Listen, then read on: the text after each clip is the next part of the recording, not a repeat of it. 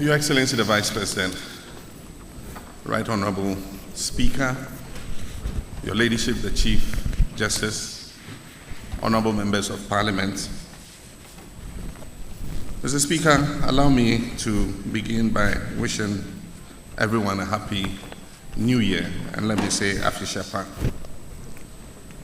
This hall that exists within these walls is a place where I've always felt at home. It was in this August House as an MP for Bole Bamboy that I began my political career. Or better said, it was when I first held public office. The residents of that community, Bole Bamboy, entrusted me with the privilege of representing their best interests in the national dialogue of policy making and legislation. It seems fitting that I should find myself here in this same house delivering my final public address, which will in effect bring to a close my tenure as president. I deliver this message on the state of the nation in fulfillment of Article 67 of the 1992 Constitution in advance of the dissolution of Parliament. It has been a rare honor and privilege for me to serve my country in the highest office as president. It has been a worthwhile journey, and let me seize the opportunity to thank God for His grace and to the good people of Ghana for the opportunity to serve you. May I also respectfully thank my Vice President, Mr. Speaker, Her Ladyship the Chief Justice, and honorable members of this House for the cooperation and solidarity I have enjoyed during my tenure as President. Mr. Speaker, the purpose of this specific State of the Nation address is to let the people of Ghana know where we stand as a country as the baton of leadership passed from one leader to another. Where are we in this race, so to speak, insofar as nation building, and how is Ghana faring when compared to other nations in Africa and of course in the world? Our world has become an increasingly complex one and unpredictable. Majority of economies around the world are sailing against strong headwinds. The world economic crisis and the slowdown in the growth of the Chinese economy has affected the growth of emerging markets and has resulted in a fall in world demand for commodities. As the United States of America makes a slow but steady recovery, the recent increases in the US interest rates means more money is leaving emerging markets and being reinvested back in the US. Coupled with a fall in commodity prices on the international market, this is causing an adverse economic outlook for lower middle income economies like ours. Changing climate has made the world weather more unpredictable in our part of the world. Deforestation, sea erosion, tidal waves, erratic rainfall, more severe harmattan are becoming the new normal. These are wreaking havoc on non-irrigated agriculture and power production from hydro sources. The rise of insurgency and failed states in North Africa and the Middle East and religious fundamentalism have resulted in a rise of many terrorist cells that have created a deadly cocktail across the whole world and increasingly in Africa, stretching from the Sahel through West Africa, Central Africa, East Africa, all the way to the Horn of Africa. Our sub-region has not been spared, and attacks as close as Burkina Faso and Cote d'Ivoire have brought the reality of possible terrorist attacks closer to our doorsteps. This is the global context in which our country has had to survive and make progress. Mr. Speaker, at the start of our term in office and for many years prior, there have been national dissatisfaction at the declining standards of education at the basic and secondary levels. Lack of access to both basic and secondary education has meant that many children were being left behind. A shortage of professionally trained teachers, teacher absenteeism, shortage of core textbooks, resulting in a situation in which 4 children shared one textbook. Dilapidated schools, lack of science laboratories and workshops, among others, manifested in declining results at the Basic Education Certificate Examination BECE and West African Secondary School Certificate Examination WASI. Our vision under my administration has been to turn this situation around and not only improve access to education, but also improve the quality of education. Mr. Speaker, we're witnessing a significant improvement in our educational outcomes. More children than ever before in our history are having access to education at the basic and secondary levels. With the distribution of free textbooks, children have access to all the core textbooks and no longer have to share. In excess of 2,000 dilapidated schools, popularly referred to as schools under trees, have been replaced. Teachers are more available and are more evenly distributed than has been the case in the past. Teacher absenteeism is down from 27% to below 9%. Mr. Speaker, this has led to more engagement hours between teachers and students. The construction and population of 47 newly built community-day senior high schools means that more students are able to continue their education beyond the basic level instead of dropping out of school. These investments we have made are yielding results and reflecting in the performance of our children. Performance at both the Basic Education Certificate Exam, the BECE, and the West African Secondary School Certificate Exam, the WASSCE, have seen remarkable improvement. The very last batch of BECE students recorded the highest number of students obtaining a raw score of about 500 marks in the history of this examination. Mr. Speaker, we're recording improved performance in many public schools in the WASSCE across the country.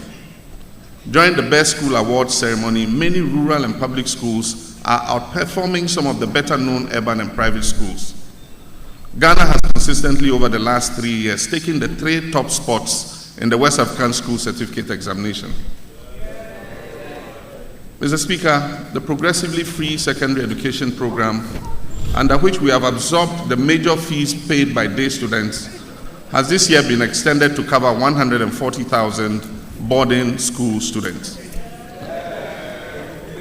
At the tertiary level, the construction of additional public universities in the Brong-Ahafo and Volta regions have improved access to university education. The shortcutting for work to start on the University of Environment and Sustainable Development in the Eastern region, the conversion of our polytechnics into technical universities, the creation of 3 autonomous universities out of the University for Development Studies are all creating additional opportunities for students to pursue courses at the tertiary level. Mr. Speaker, in the area of healthcare, the situation was no different. Many Ghanaians were denied access to quality healthcare. Although in 2004, the Kufuor administration had commenced one of the most famous social intervention programs in the health sector on a broader scale, after years of experimentation, the National Health Insurance Scheme utilization was low due to lack of access to health facilities. The sector was characterized by a severe shortage of trained health professionals. Our vision over the period of my administration has been to provide improved health facilities and trained health workers in all nooks and crannies of the country. Construction of new regional hospitals in Bolgatanga, Wa, and Accra is dramatically improving the health outcomes for tens of thousands of people. New district hospitals in districts across the country, including the recent ones for which I just cut sword in Hueta to cover Somanya, Buipe, Tolong, and Sola, have and will advance even further our policy of providing every district with a first-class health facility. Mr. Speaker, new polyclinics, health centers, and CHIP compounds have also helped to bring quality health care to the doorsteps of our people. This development has resulted in a phenomenal expansion of utilization of the NHIS. Outpatient utilization for 2015 stood at 29 million, up from 9 million in 2008. Increased numbers of trained professionals being churned out of our training institutions has solved the problem of lack of personnel to man our health facilities. Indeed, at the rate at which this category of personnel are being produced, Ghana may need to sign agreements with less endowed countries to officially deploy some of our health professionals to assist improve their health systems. Mr. Speaker, as a lower middle income country, income disparities widen the gap between the rich and the poor. To cushion the poor and vulnerable, many social protection programs have been introduced in Ghana. At the start of this administration, the number of people benefiting from these schemes were very few. Under the school feeding program, less than 500,000 children were being fed.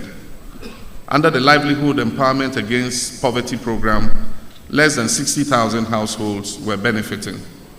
Few children had access to books, school uniforms, and school sandals.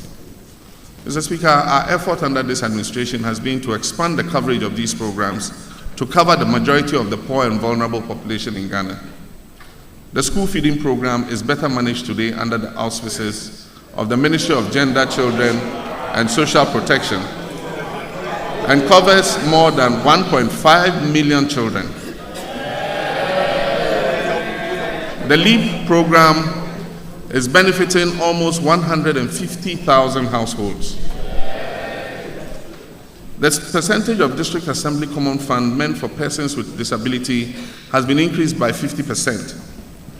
And school children in public schools are receiving all their core textbooks. Tens of thousands of children have benefited from the free school sandals and free uniforms program.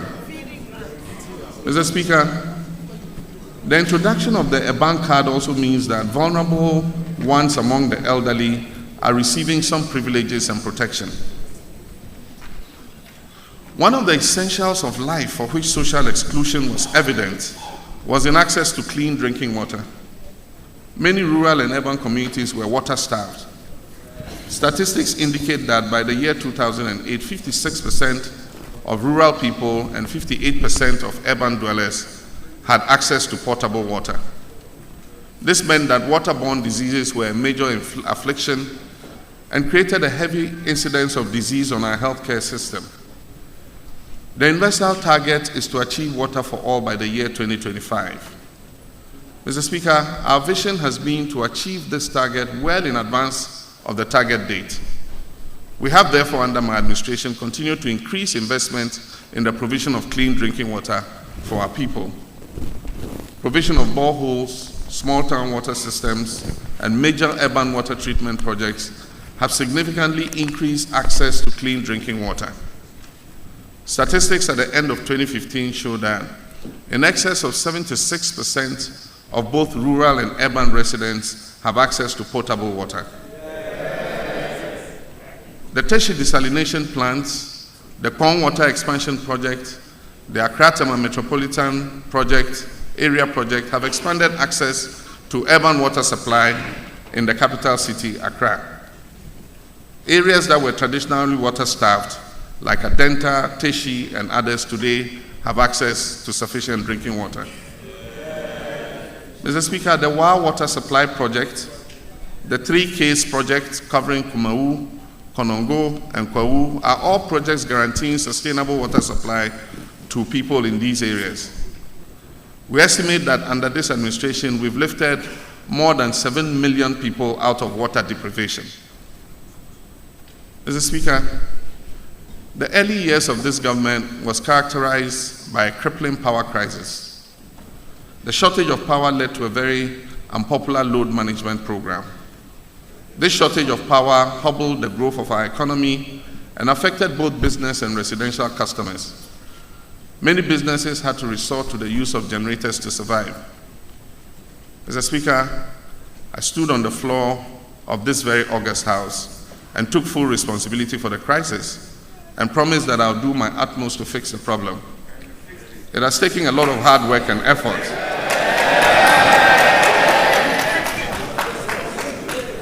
Mr. Speaker, it has taken a lot of hard work and effort.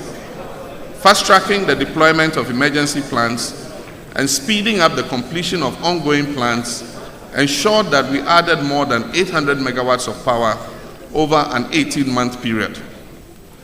This increased generation, in addition to the energy sector levy and ongoing works to restructure the legacy debt of the power utilities, has helped to stabilize the power situation in our country. With the expectation of more domestic gas from the TEN and Sankofa fields, Ghana is entering into an era of energy self-sufficiency. Indeed, the warning signals have started sounding about the danger of overcapacity and excess redundancy in our power generation sector. We have agreed to work with the World Bank to rationalize the addition of new plants and ensure that we achieve optimum utilization of existing plant capacity. Mr. Speaker, access to power under my administration has continued to increase. Ghana has one of the highest access to electricity, estimated to be above 80% currently. Additional pending electrification programs like the China Water Company program and the Hunan Energy projects will bring even more communities onto the national grid. Mr. Speaker, we inherited an economy that was running a high deficit with increasing inflation and interest rates.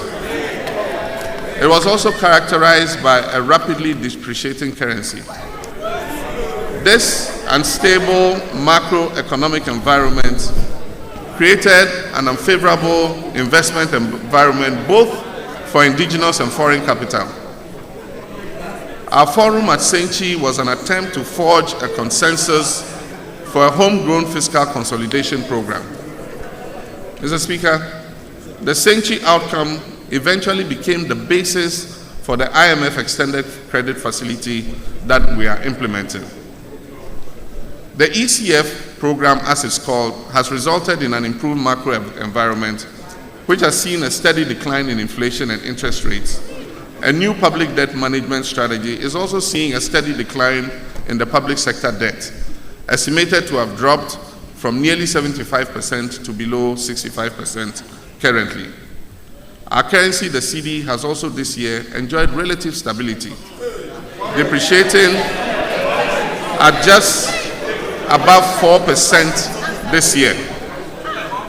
Mr. Speaker, while the deficit target for this year might be missed on account of inability to meet revenue targets, it is important for us to continue to pursue fiscal consolidation in the third and final year of the IMF program.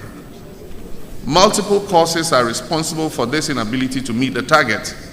Reduced lifting from the Jubilee field on account of the turret-bearing problems, non-realization of some expected non-tax revenues such as the sale of electromagnetic spectrum, reduced cocoa export revenues, and higher than expected election-related expenditures.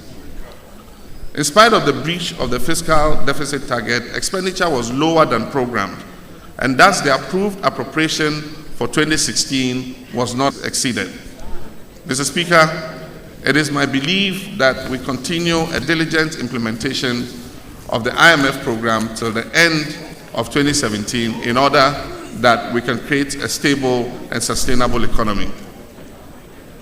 Mr. Speaker, Ghana's economy is still the second largest in West Africa, with a GDP of almost $39 billion. Ghana has also moved up 13 places in the Ease of Doing Business Index and is currently considered number 1 on the World Bank Index for West Africa. Mr. Speaker, there was widespread dissatisfaction with the road network in the country. Complaints covered poor state of urban roads, feeder roads, and highways. Many hours of sitting in traffic caused frustration and discomfort for urban commuters. Poor feeder roads and pothole-ridden highways increased maintenance costs for drivers and in turn led to increased fares and transport charges for goods. My tenure of office has seen some of the most massive investments in the road sector in the history of Ghana. My vision was to finish off road projects inherited, such as Achimota of Fankor, Awoshi Pokwase, Sofo Line, Tetekwashe Adenta, etc. We also commenced and completed the Kwame Nkrumah interchange. We fast-tracked the construction and opening of the Kaswa overhead bridge. We completed the Airport Hills Bema Camp network of roads and completed the 37 Elwak Trade Fair Road. We've also invested more resources in continuing the Eastern Corridor Road project, asphalt overlay of roads in regional and district capitals, and massive investments in cocoa roads across the country.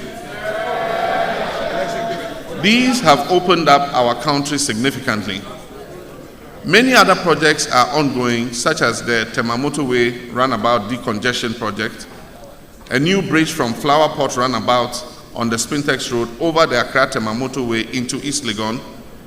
The others ready to commence with financing arranged, such as the Obichebi-Lamte Interchange, the Pokwase Interchange, and the Motorway Expansion Project, amongst others. Mr. Speaker, the transport sector has also experienced marked improvements under this administration. Incentives such as reduction in cost of aviation fuel, improved airport infrastructure has seen a massive increase in both domestic and international travel. The Terminal 3 project at the Kotoka International Airport is progressing fast, and when completed will make Accra the most favored aviation destination in the whole of West Africa. Already the completed rehabilitation of the arrival hall in Terminal 2 has created much better comfort for passengers using Accra Airport. Kumasi and Tamale Airport expansion will also see increased passenger movement domestically, while and Ho are advancing steadily and hope to be open to commercial travel soon. Commencement of the bus rapid transit with dedicated bus lanes, christened Ayalolo Express, will create better comfort for urban commuters. Urban rail systems like the Sekendi Kojokrom Takrade line will ease the inconvenience of commuters in the twin cities. The Tema Akosombo line will soon start to maximize the use of the Volta Lake Transport Company for moving cargo for landlocked Sahelian countries up the Volta River to Buipe in the northern region. Work on the expansion of our two maritime ports at Takrade and Tema are ongoing and would lead to faster turnaround times for ships and larger throughput cargo volumes. Bulk cargo handling will also be more efficient. Mr. Speaker, our security forces were severely challenged when it came to logistics and equipment to fulfill their constitutional mandate. Today I can report with pride that vehicles, armored personnel carriers, rail control equipment, aircrafts, helicopters, fire tenders, make up a few of the components of the investments we have made in our security services. Mr. Speaker, vehicles for judges and completion of the court complex has created a better atmosphere for the dispensation of justice. Implementation of the National Anti-Corruption Action Plan, which was unanimously adopted by this August House, remains on track.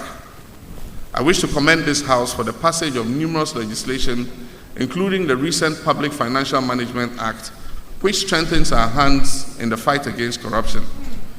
I must, however,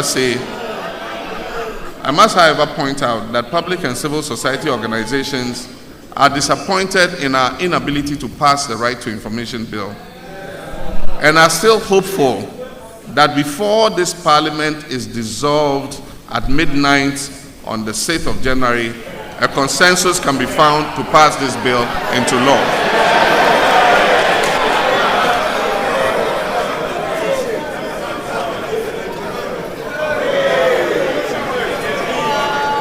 Mr. Speaker,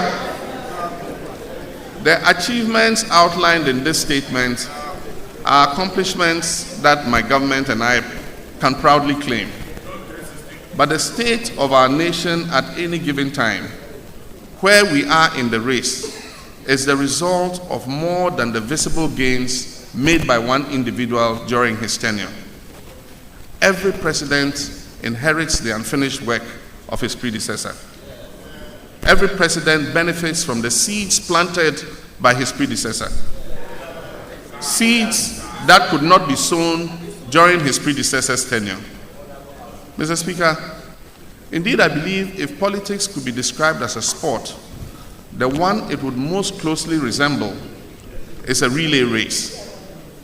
It is a sport that relies as much on the individual's achievement as it does on teamwork and cooperative effort. The true test of that competition is in the passing of the baton. So too with politics. Mr. Speaker, President Jerry John Rawlings started the structural transformation of this economy under the Economic Recovery Program. This program restored Ghana to a path of growth, which he handed over to President John Ajekun Kufuor. President Kufuor continued the Economic Adjustment Program and under HIPIC initiative achieved significant debt reduction, implementing new social intervention programs such as NHIS and the Livelihood Empowerment Against Poverty Program. He passed these on to President Professor John Ivan-Satta Mills. President Mills commenced the Eastern Corridor Road Project, the University of Ghana Medical Center, which I inaugurated yesterday, the Kotokraba Market, the Cape Coast Stadium, and a host of others which I inherited and completed.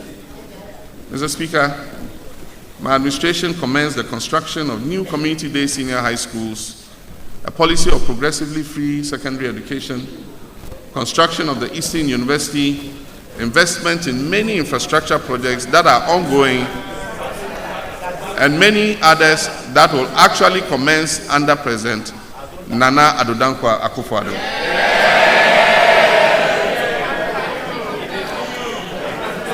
Mr. Speaker, I am assured by his firm statement that he will continue these projects as enjoined by our Constitution of 1992. Mr. Speaker, I wish him all the success in this regard. And as I've said many times already, regardless of whose tenure in which these visions come to fruition, its success belongs to Ghana. They belong to all of us. Mr. Speaker, political opposition and differences of opinion are vital to the health and growth of any democracy. Political parties are formed when people of similar ideology come together to move their agenda forward in a way that best serves their country's interest. But the well-being of the nation and the will of the people must always come first. Partisanship for its own sake in the end is no better than dictatorship. If we look around the world, we can so clearly see the deep divide that blind partisanship is creating in nations with democracies that are even far older than ours. We can see too the divide that it is threatening to create in ours if we are not careful. Already it's taking a toll on our morale and our sense of optimism. It has given way to a cynicism that is as dangerous to the incoming political party as it is to the outgoing.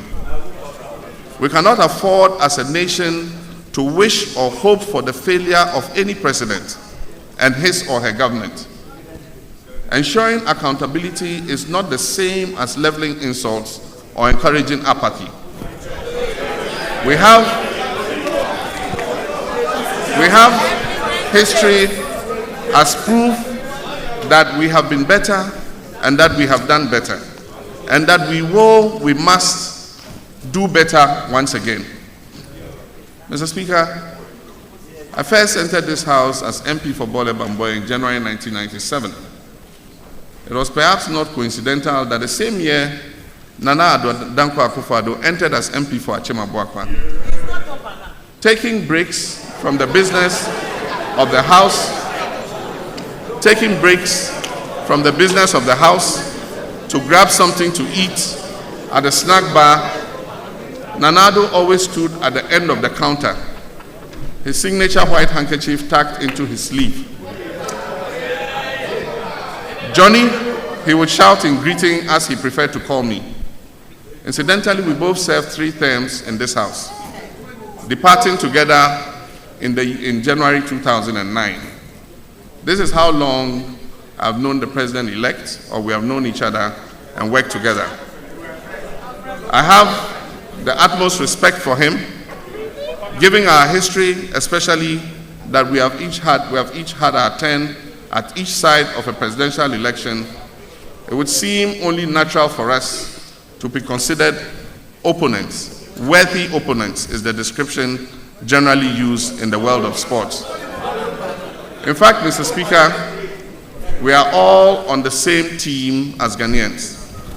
We worked together when I served as ranking member on the Committee of Foreign Affairs at the time that Nana Addo was the Minister for Foreign Affairs and Regional Integration. One of the issues on which we crossed swords was the murder of some Ghanaian youth in the Gambia. It is instructive that as I leave office and as he takes my place, Gambia, once again, is a nation that is engaging international attention. Mr. Speaker, it is my assertion that the information I've provided is a snapshot of the current state of our nation. As I've said before, I'll allow history to be the judge of how I have served my nation.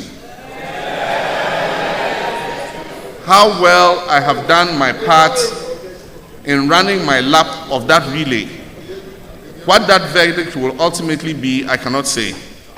I can only say that I have done my best, giving my all, and done so with the best of intentions for my God and my country.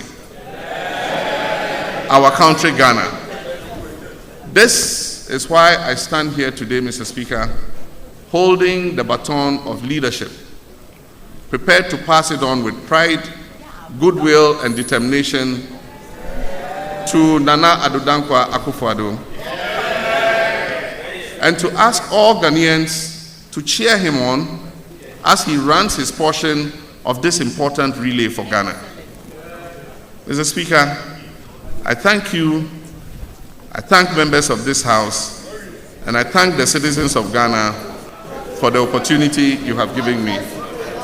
May God bless you, and may God continue to bless our beloved homeland, Ghana. I thank you.